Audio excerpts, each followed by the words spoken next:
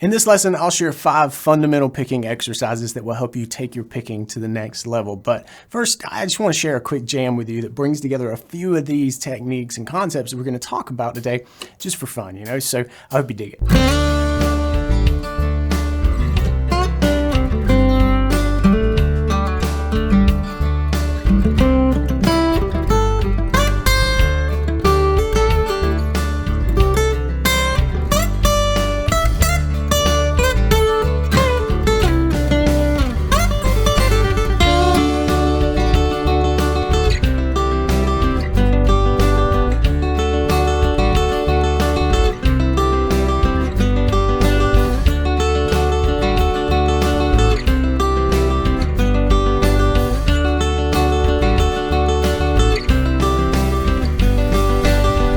I think it's a really good idea for new players to start out on the right foot with good technique. And I also think it's good for seasoned players to regularly return to the basics because fundamentals matter. The better you are at the fundamentals, everything else becomes easier. I said easier, not easy. So this first exercise is a return to basic picking skills, and it's all about training the fundamental skill of picking accuracy. We want to target one string and not bump into the others. Simple as that. And exercise 1 tests that skill with big jumps across the strings. So we're going to play downstrokes only, and we're just going to play on top of each beat, like this.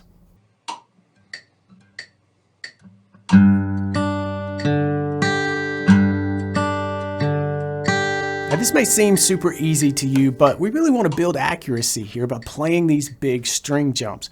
Go slowly, and you might even notice some things you never noticed about your picking. Do you pluck the bass strings too hard or the treble strings too soft? Do you have trouble targeting a string when skipping across strings like this? If you do have trouble, don't worry. I think that's actually a good thing because we know where the weak areas are, and that means that this exercise will be effective, so keep drilling it. But once you're ready, we're going to add a slight variation for exercise 1A. We're going to pick in between the beats using upstrokes. This down on the beat and then up on the off beats approach is a common picking framework. We're going to dig a little bit deeper into that in a bit, but first, here's exercise 1A.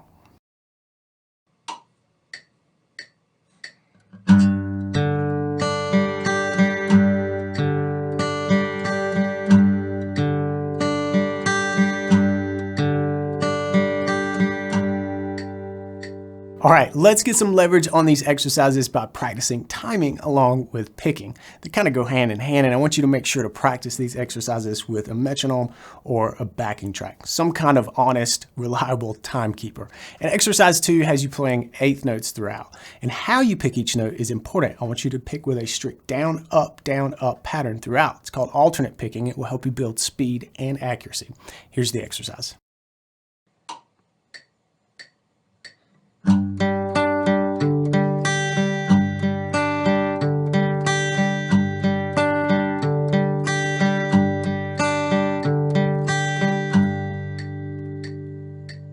All right, I'm going to level with you. This next one is a bit of a mind bender, and it will test your timing like crazy. We're going to play a 3-note group with a 16th note rhythm. This means that each group is going to end before the beat ends. So you're going to start the pattern in weird spots. It's tricky, but it's a great exercise that really reminds me of banjo rolls. And I want you to keep your alternate picking going throughout.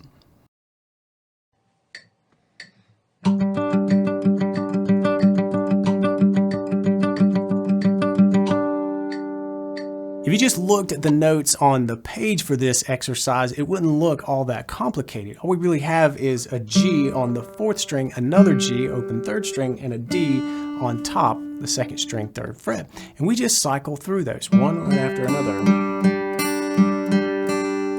The trick is that we're playing this against a 16th note rhythm. So because we've got 3 notes and a 16th note subdivision has 4 notes that we're playing, we've got something to contend with there. Let's take a look. The 16th note rhythm we're going to play to is 1, E, and you can tell we've got to complete that. Although we've completed the picking pattern, we still need to complete the beat. So we've got to come up and play the 1 E and back on the 4th string, and then continue the picking pattern with 2 E and and then again 3 E and Notice how we're starting the musical beats on different strings. It's going to cycle through that because we've got this 3 against 4 kind of picking here. Here it is a full measure. 1 E and 2 E and 3 E and 4 E and Maybe you notice the other thing that's really complicating this, and it's that we have a downstroke and an upstroke. That's only 2 ways that we can move the pick here, but we've got that 3-note pattern.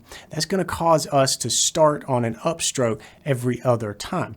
It looks like this. So here's the down, up pattern as it plays out. So that's down, up, down. That completes the first picking pattern. But now we've got to finish, remember, musically, but also we got to restart the pattern, and we're going to do that on an upstroke. Down, up, down, up. Down, up, down, up. So it cycles through which one you're going to start on, an upstroke or a downstroke, every other time, because there are 2 ways that we can pick through this odd grouping. Down, up, down, up, down, up, down, up, down, up, down, up, down, up, down. This is a fun one, and you can see how involved it is, but it will really help you level up your sense of timing and your overall picking technique. This is where you get to do technique over what's natural. That's you gaining ground on the instrument. Before we go any further, I want to share a couple of tips with you. If you find any of this difficult, slow the metronome or the track down. It is much better to play slowly and with good timing than quickly with tons of mistakes. Tempo, to me, is the great equalizer. Use that to your advantage. Practice at a comfortable tempo, but definitely challenge yourself by increasing the tempo as you progress. As you get more and more comfortable, ratchet up the tempo. And I'm going to share my other tip after we take a look at the next exercise or two.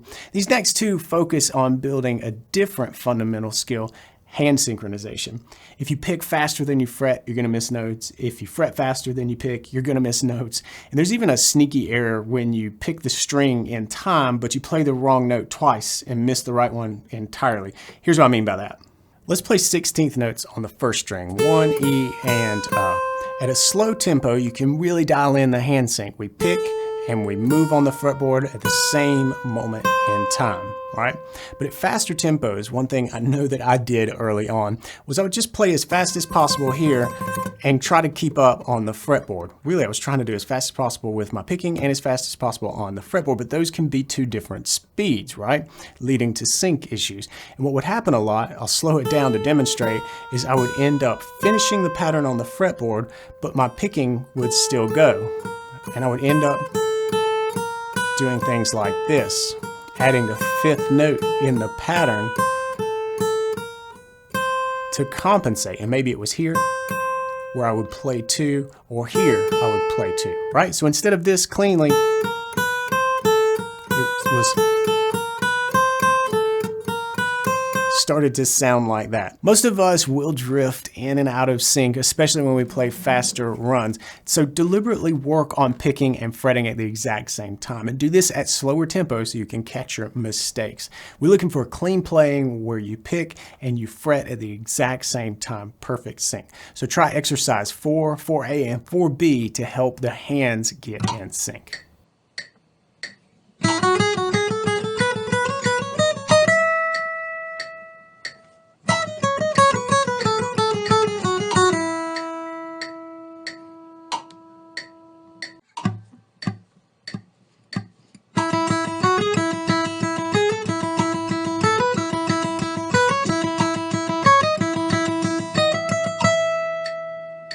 This exercise set is all about focusing your efforts to just one string. This really helps build accuracy, and we're really leaning into this alternate picking approach. Let's take a look at the notes that we're playing through in these exercises. The notes that we're playing here are the E major scale: E, F sharp, G sharp, A, B, C sharp, D sharp, and then E. And we're ascending through the scale in groups of 3. So we're going to play E, F sharp, G sharp, but then we're going to start the next grouping on the second tone of the scale, F sharp, and it will look like this: F sharp, G sharp, A. And we'll continue that up the fretboard.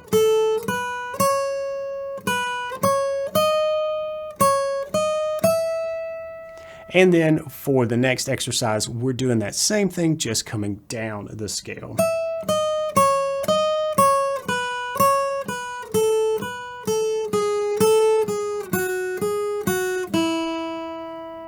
For exercise 4B, we're introducing the open string as a pedal. And I really like this because when you're playing an open string, you know if you've got it. You know that it sounds good and clear if it's ringing like it's supposed to. So what you're going to have to do as we ascend through this pattern is make sure that our fingers are off the fretboard in time to get back to the open strings. And we don't want to choke out an open string too early. This is a great way to test your hand synchronization. Otherwise, that open string is going to tell on you one way or another.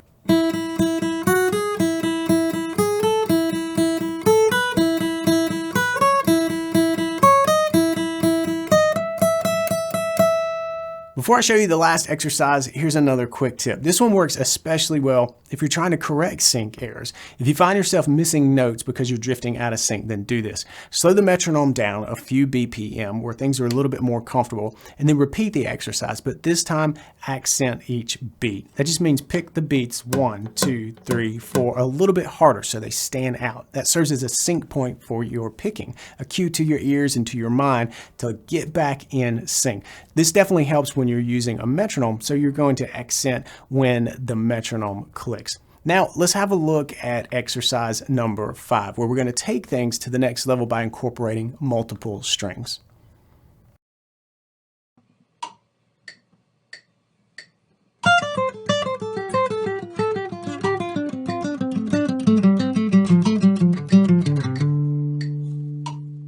For this exercise, we're switching keys to D, and we're going to play through a descending pattern of the minor pentatonic scale. Let's take a look. The D minor pentatonic scale pattern that we're going to use starts on the 10th fret of the 6th string. And this is commonly called box 1, and we're going to descend through the scale with this 4-note pattern. We're going to keep strict alternating picking throughout, down, up, down, up. And that's the first 4-note grouping. But the next time we start our pattern, I don't want to just keep going, right? We're going to do something similar to what we did when we were ascending in groups of 3 through the E major scale. Here we're going to descend in groups of 4. So now we need to start on this note. Then we'll continue that, descending 1 note at a time until we complete the pattern.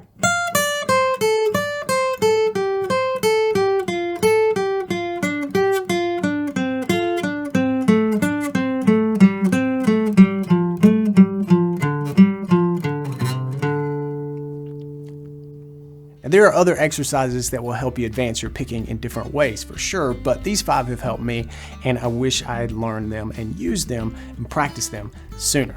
These exercises will help you level up your picking game when it comes to playing single note lines. But the thing is, acoustic players often set the rhythm by strumming chords, and strumming is an entirely different technique. So if your strumming could use a little bit of a tune-up, then check out this video next, and I'll see you there. Until then, practice smart and play on.